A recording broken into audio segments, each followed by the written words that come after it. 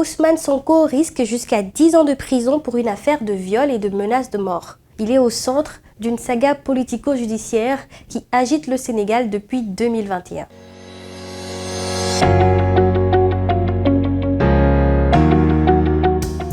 Ousmane Sonko, c'est cet opposant et politicien sénégalais.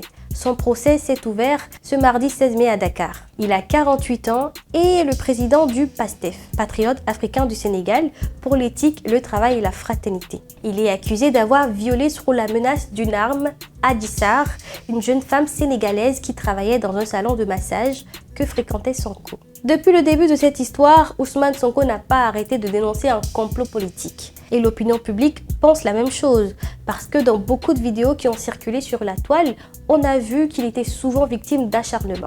Le problème, c'est qu'il n'a pas encore prouvé son innocence, et s'il est reconnu coupable, il sera mis en prison et ratera l'occasion de se présenter à la présidentielle de 2024. Et puis, il était déjà menacé d'inéligibilité à cause d'une première condamnation pour diffamation et injure publique prononcée le 8 mai dernier. Mais ici, on n'est pas dans un tribunal, on ne peut rien juger. Mais on peut revenir sur les faits. Nous sommes en février 2021, en plein confinement. Adji Sarr, qui avait 20 ans à l'époque, téléphone à un ami à qui elle raconte qu'elle vient de subir un viol. Un médecin est appelé pour ausculter la masseuse au salon Sweet Beauty où elle travaille. Le médecin établira un certificat médical qui fait état d'une déchirure de l'hymen ancienne. C'est à ce moment-là que le film La masseuse et le politicien est devenu une des sagas politico-judiciaires les plus mouvementées. Adji Sarr avait alors déposé plainte contre l'opposant. Dans sa plainte, elle ne dénonce pas un, mais plusieurs viols. Certains se seraient même parfois déroulés à des semaines d'écart.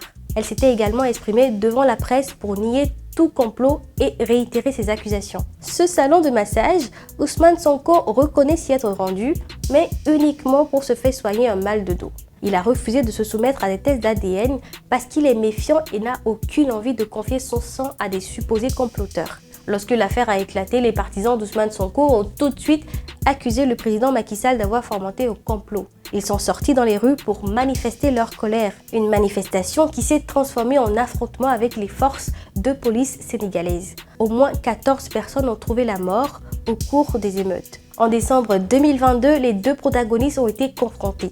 L'audience avait duré 17 heures. À la fin, chaque camp a accusé l'autre d'avoir refusé de répondre aux questions des avocats et du juge. L'opinion publique se range du côté d'Ousmane Sonko parce que depuis l'arrivée de Macky Sall au pouvoir, plusieurs de ses adversaires ont été écartés pour des problèmes avec la justice. Pour Karim Wade, c'était une affaire d'enrichissement illicite.